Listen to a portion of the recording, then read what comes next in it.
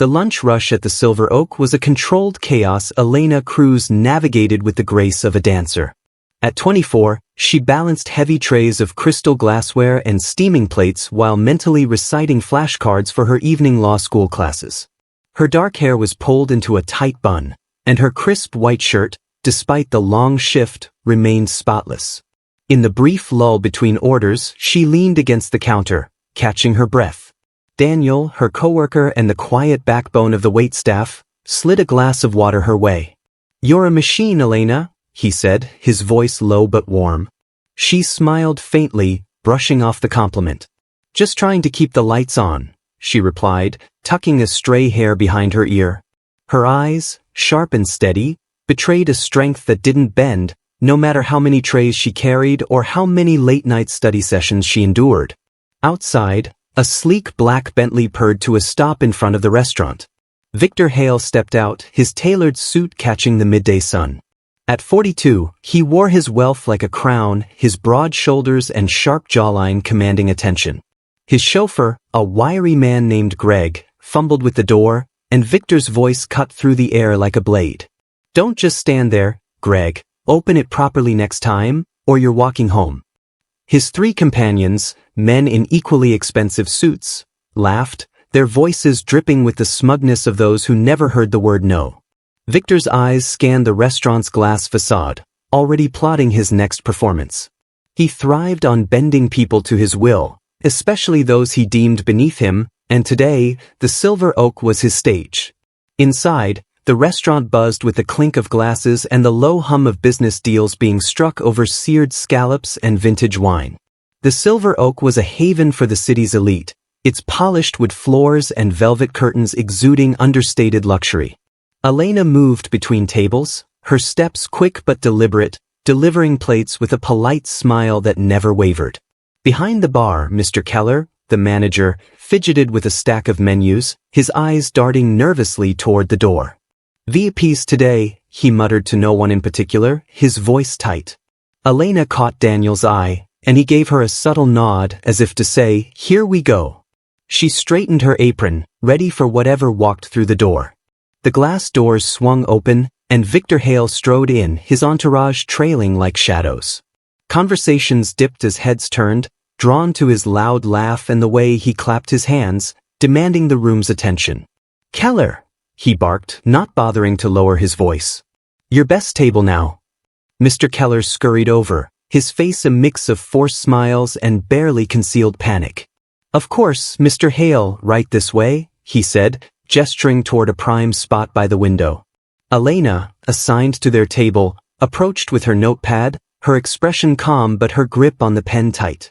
Victor's eyes flicked over her, sizing her up like a predator assessing prey. "Careful with that tray, sweetheart," he said, his voice loud enough for nearby tables to hear. "Those plates are worth more than your paycheck." His friends chuckled, clinking their glasses in approval. Elena's jaw tightened, but she kept her tone even. "Good afternoon, gentlemen. May I start you with drinks?" Victor leaned back, his smirk widening. "Sparkling water, not still. Or is that too complicated for you?" His friends laughed again, one of them, a man with slicked back hair, adding, "Better write it down, honey." Elena nodded, jotting the order, her face a mask of professionalism. She turned toward the kitchen, but Victor's voice stopped her. "Actually, make it still water." "No, sparkling." "Wait, still." He waved his hand dismissively, enjoying the way her steps faltered as she pivoted back to the table. "What's the matter, slow feet?" he said, his tone dripping with mockery. The other diners glanced over, some amused, others uncomfortable, but no one intervened. She returned with the drinks, setting them down with precision. Victor wasn't done. "I'll have the steak rare," he said, then paused as she started to walk away. "No, salmon. Grilled, not seared." Elena nodded, heading back toward the kitchen, only for him to call out again. "Actually, let's go with the steak. Medium rare this time." His friends roared with laughter, one slapping the table. "She's getting a workout today," another quipped. Elena's cheeks burned, but she kept moving, her steps steady despite the growing knot in her chest. Clara Vega, A woman in her late 30s dining alone nearby watched the scene unfold, her phone discreetly angled to capture every word. When Elena finally brought the steak, cooked to Victor's latest specification, he leaned forward, inspecting the plate like a judge. Then, with a deliberate flick of his wrist, he tipped his glass of red wine, letting it spill across the table and down Elena's white shirt. The liquid soaked through, staining her apron and dripping onto the floor. The restaurant fell silent, forks pausing midair. Victor leaned back, grinning. "Looks better in red, don't you think?" he said, his voice carrying across the room. His friends erupted in laughter, one choking on his drink. Elena stood frozen for a moment, the cold wine seeping into her skin. Then, slowly, she lifted her hand, pressing it firmly against Victor's chest. "Enough," she said, her voice low but cutting through the noise like a knife. The room seemed to hold its breath. Diners stared, some with wide eyes, others whispering. Victor's smirk faltered, but he recovered quickly, leaning forward. "You don't have the guts," he said, his tone icy. "They never do." One of his friends, a man with a gold watch that gleamed under the chandelier, chuckled. "Careful, Hale, she might slap you with her tray." The laughter from their table was sharp, but it didn't spread. Clara's phone kept recording, her hands steady as she captured the moment. Elena's eyes locked with Victor's, unyielding, but before she could respond, Mr. Keller rushed over, his face pale. "Victor, please, let's not make a scene," he whispered, his hands wringing together. Victor didn't look at him. He pointed at Elena, his voice rising. "Fire her. Or I'll make sure this place never sees another investor again." Keller froze, his eyes darting between Victor and Elena. The other diners watched, some shifting uncomfortably, others glaring at Victor. Elena stood tall, her stained shirt a stark contrast to her composed expression. Keller's shoulders slumped. "Elena, I'm sorry," he mumbled, barely audible. You need to go." She didn't argue. Slowly, she untied her apron, folding it with deliberate care, her eyes never leaving Victor's. As she walked toward the back, Victor called out, his voice booming for all to hear. "That's what happens when you forget your place." The words hung in the air as Elena disappeared through the kitchen doors. Victor leaned back, smug, sipping his fresh glass of wine. His friends laughed, toasting to his victory, but the mood in the restaurant had shifted. Some diners exchanged disgusted looks, while others buried their faces in their menus. Clara slipped her phone into her purse, her expression unreadable but her fingers already tapping out a post on X. At the bar, Daniel clenched a towel, his knuckles white, helpless to do more than watch. Victor, oblivious to the undercurrent, raised his glass. "To putting people in their place," he said, his voice carrying a challenge. One of his friends, the one with the gold watch, grinned and leaned forward. "You think she'll cry about it later?" he asked, his tone gleeful. Victor opened his mouth to respond, his smirk widening, when the kitchen doors swung open again. Elena stepped through the kitchen doors, no longer in her stained apron but in a sharp blazer, her posture unyielding. Beside her stood Michael Reed, a man in his late 50s with silver hair and a gaze that could cut glass. The restaurant's chatter dropped to a murmur, forks hovering over plates. Victor's friend with the gold watch leaned back, his grin faltering. "What's this?" he muttered, nudging the man next to him. Michael, carrying a slim folder, strode to Victor's table with Elena at his side. Without a word, he dropped a stack of papers in front of Victor, the sound sharp against the clinking glasses. "You've just been served," Michael said, his voice calm but carrying the weight of a gavel.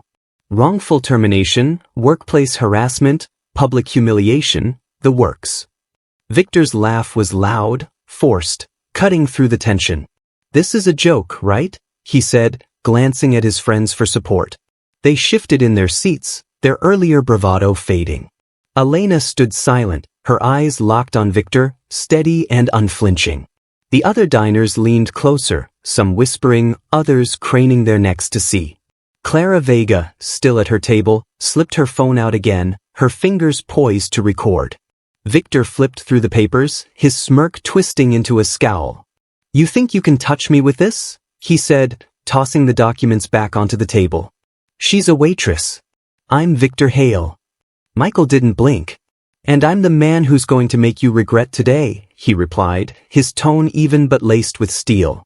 Mr. Keller hovered nearby, wringing his hands, his face a mix of panic and regret.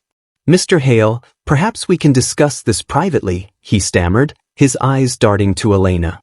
Victor waved him off, his voice rising. Private? No, let's do this right here. She's nothing. She'll be forgotten by tomorrow. He turned to Elena, leaning forward, his eyes glinting with malice. You think you're tough, sweetheart? You're out of your league. Elena's lips parted, but before she could speak, Clara stood up from her table, holding her phone high. Actually, she said, her voice clear, she's not forgotten. Not by a long shot. The screen glowed with a video, Victor's wine spill, his mocking words, Elena's firm, enough. The view count ticked upward, already in the millions, with comments flooding in, disgusting behavior. Who does this guy think he is? The restaurant erupted in gasps, diners pulling out their own phones to check X. Victor's face paled, but he forced a laugh, slamming his hand on the table. A viral video? That's your big move? He said, though his voice wavered. His friends exchanged uneasy glances, one muttering, "This isn't good, Vic." Michael stepped closer, his presence commanding the room. "That's just the start," he said. "You humiliated a young woman working her way through school for your own amusement. The world's watching now, and they don't like what they see." Victor's jaw tightened, but he leaned back, crossing his arms. "Let's see how far your little stunt gets you," he said, his tone daring them to push further. Elena, who had been silent, finally spoke, her voice low but piercing. "You said no one says no to you," she said, her eyes never leaving his. "I'm saying it now." The words landed like a slap, and for a moment, Victor had no retort. The diners watched, some nodding in quiet approval, others filming the exchange. Clara's video kept playing, looping Victor's cruel laughter for all to hear. Mr. Keller, sweating now, tried to intervene. "Please, everyone, let's calm down," he said, but no one listened. Victor's friend with the slicked back hair leaned over, whispering, "We should go, man. This is getting messy." Victor ignored him, his eyes locked on Elena, a dangerous glint in them. "You'll regret this," he said, his voice barely above a whisper. Hours later, Victor was back at the Silver Oak, sprawled in the same chair, his tie loosened and a fresh glass of whiskey in his hand. His friends were quieter now, their laughter replaced by nervous glances at their phones. The video had spread like wildfire, trending across platforms, with headlines already forming. Millionaire mocks waitress, gets served. Victor, however, was undeterred, regaling his table with the story of how he'd taught a nobody a lesson. "She thought she could stand up to me," he said, his voice loud enough to draw stares. "Me. I'll have her blacklisted from every restaurant in this city." His friend with the gold watch forced a chuckle, but it lacked conviction. The restaurant felt different now, the air heavy with judgment from other diners.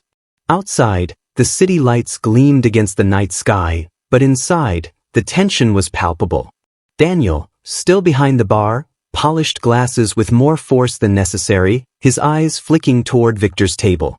He hadn't spoken to Elena since she'd left, but he'd seen the video, shared it himself, and watched the comments pour in. "She's got guts," he muttered to a coworker, who nodded grimly. At a nearby table, Clara sipped her coffee, her phone now tucked away, but her expression one of quiet satisfaction. She'd posted the video with a simple caption. "This is what power looks like when it's challenged." The internet had done the rest, turning Elena into a symbol of defiance overnight. The next morning, the courthouse steps were swarmed with reporters, their cameras flashing as Victor strode through, his suit immaculate but his face tight with irritation. Inside, the courtroom was packed, the air thick with anticipation. Elena sat at the plaintiff's table, her hands folded, her blazer pressed and professional. Michael stood beside her, reviewing notes with a calm intensity. Victor, at the defense table, leaned back, whispering to his lawyer with a smirk.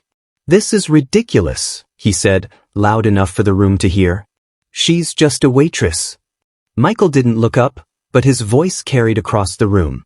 She's a young woman paying her way through school, and you tried to destroy her dignity for sport. The judge, a stern woman with graying hair, raised an eyebrow but said nothing. The trial began with a parade of witnesses. Daniel took the stand first, his voice steady but his hands fidgeting. "I saw everything," he said. Mr. Hale kept changing his order, mocking her, making her run back and forth. Then he poured wine on her, deliberately. The room stirred, murmurs rippling through the gallery. Clara was next, presenting her video, which played on a courtroom screen. Victor's voice boomed through the speakers. "Looks better in red, don't you think?" And the audience recoiled. Victor tried to laugh it off, whispering to his lawyer, "This is nothing. They've got nothing." But his lawyer's face was grim, and the judge's expression was unreadable. Elena took the stand last, her voice calm but unwavering. "He humiliated me in front of everyone," she said, her eyes meeting Victor's across the room. "He said no one ever says no to him. Today I am." The courtroom fell silent, the weight of her words settling over the room. Victor shifted in his seat, his smirk gone, replaced by a flicker of unease. His lawyer tried to cross-examine, throwing out questions about her overreaction, but Elena didn't falter. "I did my job," she said. "He crossed a line." The judge nodded slightly, her pen moving across her notes. Michael leaned over to Elena, whispering, "You're doing great." She gave a small nod, her focus unbroken. As the trial adjourned for the day, Victor stood, buttoning his suit jacket, his confidence fraying at the edges. "This isn't over," he said to no one in particular, but his voice lacked its usual bravado. Elena and Michael gathered their papers, their movements calm and deliberate. Outside, the reporters pressed closer, shouting questions. "Mr. Hale, any comment on the video?" "Elena, how do you feel standing up to him?" She didn't answer, but her chin was high, her steps steady. Clara, lingering in the courthouse hallway, caught Elena's eye and gave a small, encouraging nod. The world was watching and the tide was turning. The courtroom reconvened the next day, the air thick with anticipation. Victor sat at the defense table, his posture rigid, his usual swagger diminished. His lawyer shuffled papers, whispering urgently, but Victor's eyes were fixed on the judge's bench, where the stern woman with graying hair reviewed her notes. Elena sat across the room, her hands steady, her blazer still crisp despite the long hours. Michael leaned toward her, his voice low. "This is it," he said, his eyes glinting with quiet confidence. She nodded, her gaze steady, though her heart pounded. The gallery was packed, with reporters scribbling furiously and diners from the Silver Oak scattered among the crowd, their faces a mix of curiosity and quiet support. The judge began, her voice cutting through the room's hum. "This case hinges on a simple question. Does wealth grant the right to degrade another's dignity?" She paused, her eyes sweeping over Victor, who shifted uncomfortably. "The evidence is clear. Mr. Hale, your actions were deliberate, cruel, and calculated to humiliate Ms. Cruz." She gestured toward the screen, where Clara's video had played on repeat, each loop cementing Victor's arrogance in the public's mind. The testimony of Ms. Vega, Mr. Daniel, and others corroborates Ms. Cruz's account. The court finds in favor of the plaintiff. A murmur rippled through the room. The judge continued, her tone unwavering. "Mr. Hale, you are ordered to pay damages for wrongful termination, emotional distress, and public humiliation, totaling $1.2 million. Victor's face drained of color, his jaw tight. His lawyer whispered something, but Victor waved him off, his hands trembling slightly. Elena exhaled, her shoulders relaxing for the first time in days. Michael placed a hand on her arm, giving a small, proud nod. The gallery buzzed, reporters already typing headlines. Millionaire ordered to pay Waitress millions after viral humiliation. Victor stood, his movements jerky, and stormed toward the exit, ignoring the cameras flashing outside. His friends, once loud and loyal, were nowhere to be seen, their seats empty as the courtroom cleared. Outside, the courthouse steps were a circus of reporters and onlookers. Elena emerged with Michael, the late afternoon sun casting long shadows. Cameras swarmed, but she kept her eyes forward, her expression calm. A reporter thrust a microphone toward her. "Ms. Cruz, how does it feel to win against Victor Hale?" She paused, considering her words, then spoke softly but firmly. "It's not about winning. It's about standing up when someone tries to push you down." The crowd murmured in approval, some clapping. Clara, standing at the edge of the group, smiled, her phone now tucked away, her role in the story complete. Victor, meanwhile, stood alone near his Bentley, his chauffeur keeping a cautious distance. His phone buzzed relentlessly, messages from investors pulling out, partners distancing themselves, and ex-posts tearing his reputation apart. The headlines were merciless. Millionaire mocked Waitress. She gave him his order back in court. He clenched his jaw, his eyes darting over the crowd, landing on Elena as she walked away with Michael. For a moment, their gazes met. She didn't flinch, her expression steady, a quiet strength radiating from her. Victor looked away first, climbing into his car without a word. Back at the Silver Oak that evening, the atmosphere was different. The restaurant buzzed with new energy, diners whispering about the trial, some raising glasses to Elena's name. Daniel, behind the bar, grinned as he served a customer, his usual quiet demeanor replaced by a spark of pride. Mr. Keller, still nervous but chastened, had reinstated Elena's job, though she hadn't yet decided if she'd return. The viral video had sparked a movement online, with people sharing stories of standing up to bullies, tagging Elena as an inspiration. Her phone buzzed with messages of support, including one from Clara. "You showed them what courage looks like." Elena sat in a small coffee shop across town, her law books spread out on the table. Michael joined her, sliding into the seat across from her with a warm smile. "You did more than win a case today," he said, his voice soft. "You showed people they don't have to stay silent." She looked down at her books, her fingers tracing the edges of a page. "I just wanted to do my job," she said, then paused, a small smile breaking through. "But I'm glad I said no." Michael nodded, his eyes bright with respect. "Your dad would be proud," he added, his voice catching slightly. Elena's throat tightened, but she didn't look away, her resolve unshaken. As she left the coffee shop, the city lights glowed against the night sky. She passed the Silver Oak, its windows warm and inviting, but she kept walking, her steps light. A group of young women at a nearby table recognized her, one calling out, "You're the waitress from the video." "Thank you." Elena paused, offering a shy wave, then continued on. The weight of the past few days lingered, but so did a new sense of possibility. She'd faced Victor Hale, a man who believed no one could defy him, and she'd proven him wrong, not with anger, but with quiet, unyielding strength.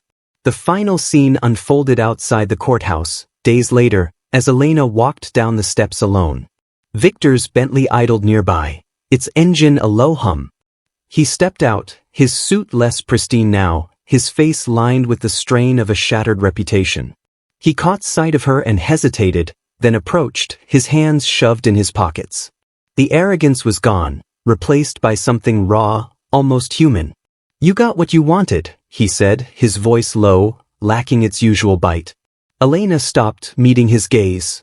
"No," she said softly, her words deliberate. "I got what was right. Enjoy your order. You finally got it back." She turned and walked away, her silhouette fading into the crowd as Victor stood alone, the weight of her words settling over him like dust. If this story moved you, don't forget to like this video, share it with someone who needs a little courage today, and subscribe so you don't miss the next one. Now I want to know, where in the world are you watching from? Drop your city or country in the comments below. I love seeing how far these stories travel.